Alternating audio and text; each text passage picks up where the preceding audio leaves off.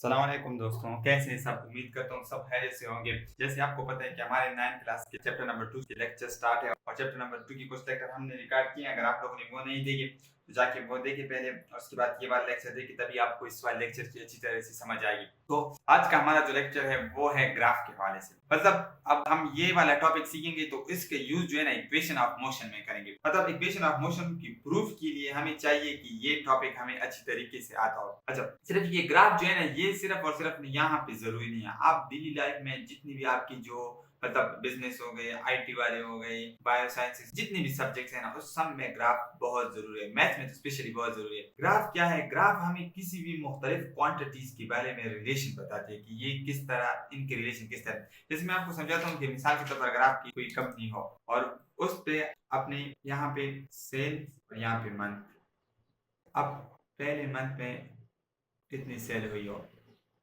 First month में, दूसरे में इतनी, तीसरे में इतनी। तो ये देखिए ग्राफ की मदद से आपको पता चल जाता है कि हमारी किस मंथ में ज्यादा सेल हुई है। अब एक कंपनी है बहुत बड़ी, अब हर महीने का डिटेल तो नहीं रख सकते, लेकिन वो ग्राफ की मदद से बताते हैं कि ये पहली मतलब जनवरी है तो इसमें इतनी सेल हुई है, फरवरी में इतनी हुई है और अप्रैल मार्च में इतनी हुई है।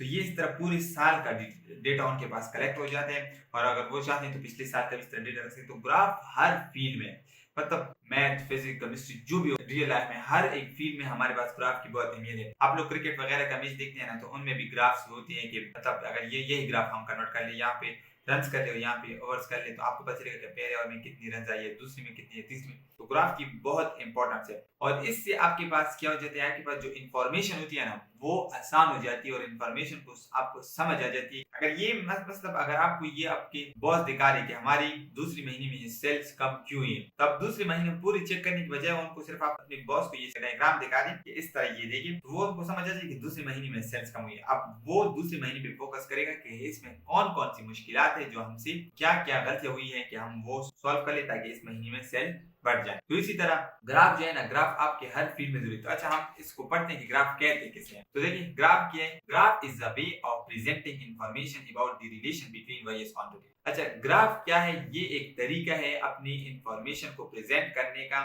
मुख्तलिफ क्वांटिटीज के दरमियान जो रिलेशन हो। अब ये मुख्तलिफ क्वांटिटीज के दरमियान हो सकती है। आप मिसाल के तौर पर आप ले लें, टाइम और स्पीड के दरमियान भी हो सकती है, वेलोसिटी और स्पीड के दरमियान हो सकती है, इसी तरह वेलोसिटी और टाइम के दरमियान, एक्सीलरेशन और वेलोसिटी, मुख्तलिफ क्वांटिटीज के दरमियान आप ले सकते हैं। अच्छा, the quantity which can be graph plotted is called variable. अच्छा, ये जिन क्वांटिटीज के दरमियान हम ग्राफ को प्लॉट करते हैं, जैसे हमने ये यहाँ पे सेल्स और इस तरह मंथ्स के दरमियान रख किया, तो ये हमारे वेरिएबल्स है। ठीक है, ये वेरिएबल्स है। और अब इसमें आते हैं हमारे पास कि one of the quantities is called independent, और इनमें से एक क्वांटिटी जो थी वो इंडिपेंडेंट है। The value which varies dependent quantity is called dependent, और इसमें होती है डिपेंडेंट क्वांटिटी। जैसे मैं आपको मिसाल दे दूं, अगर मैं यहाँ पे ड्रा कर लूं टाइम और स्पीड का। आप देखिए अगर आप जा रहे हैं या नहीं जा रहे हैं, टाइम तो गुजर रहा है। अब स्पीड बढ़ा रहे हैं या नहीं बढ़ा रहे हैं, अपनी जगह पे खड़े हैं, टाइम गुजर रहा है।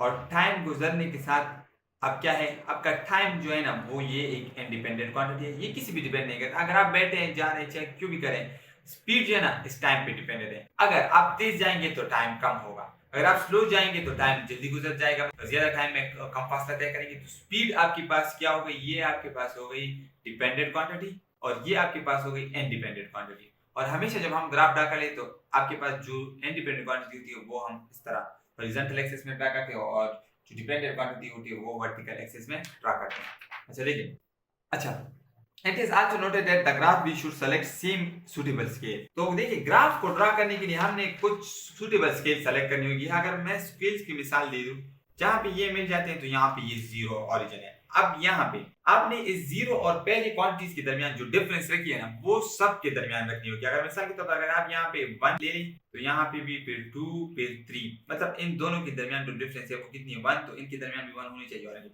और इस तरह अगर आप इसके दरमियान 10 फिर 20 30, तो सारों अगर आप इस तरह दूसरा बना ले और इसमें यहाँ पे 5 तो फिर यहाँ पे 10, यहाँ पे 15, और इसी तरह अगर आपने यहाँ पे 100 तो 200, तो ये आप पे डिपेंड करते हैं कि आप किस क्वांटिटीज को ड्रा करें और किसके लिए आप बना रहे हैं।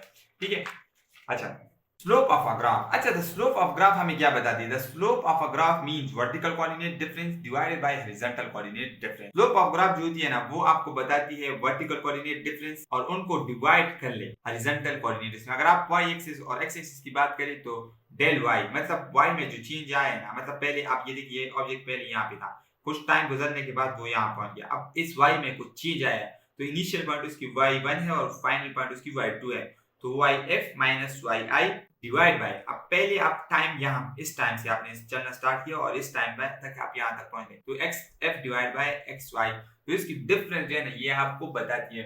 तो अच्छा, अब फिर हम मुख्तलिफ क्वांटिटीज के ग्राफ को ड्रा करेंगे और देखेंगे कि इसका ग्राफ हमें क्या बताता है और इस ग्राफ की स्लोप की वैल्यू क्या है। तो देखिए, हमने आज पढ़ा है ग्राफ के बारे में। तो ग्राफ जो है ना वो है मुख्तलिफ अपनी इंफॉर्मेशन को पिक्चर के फॉर्म में प्रेजेंट करना, उसको हम कहते हैं कि ये क्या है, ग्राफ। और ग्राफ इस पिक्चर के फॉर्म में प्रेजेंट करने से आपकी जो इंफॉर्मेशन होती है ना वो आपके लिए क्या हो जाती है, आसान हो जाती है। ठीक है, तो वो फिर आपके लिए आसान हो जाती है और फिर उसको आज समझना आपके लिए बहुत आसान हो जाता है। और ग्राफ में कुछ क्वांटिटीज होती है, वेरिएबल्स होती है जिनके दरमियान होते हैं, तो ये यहाँ पे एक एक्स वेरिएबल है और यहाँ पे दूसरा y वेरिएबल है, और यहाँ पे जो x जो है ना ये इंडिपेंडेंट क्वांटिटी है और y जो है ना इसी x पे डिपेंडेंट है, और इसको हम कहते हैं कि ये इंडिपेंडेंट है, ये अपनी मर्जी के मुताबिक चेंज होता है, किसी पे डिपेंड नहीं करता, और y जो है ना वो x के लिहाज से है। तो इसी तरह अगर आपका इसके हवाले से कोई क्वेश्चन हो तो हमें कमेंट सेक्शन में जरूर बताइए। ओके, अल्लाह हाफिज।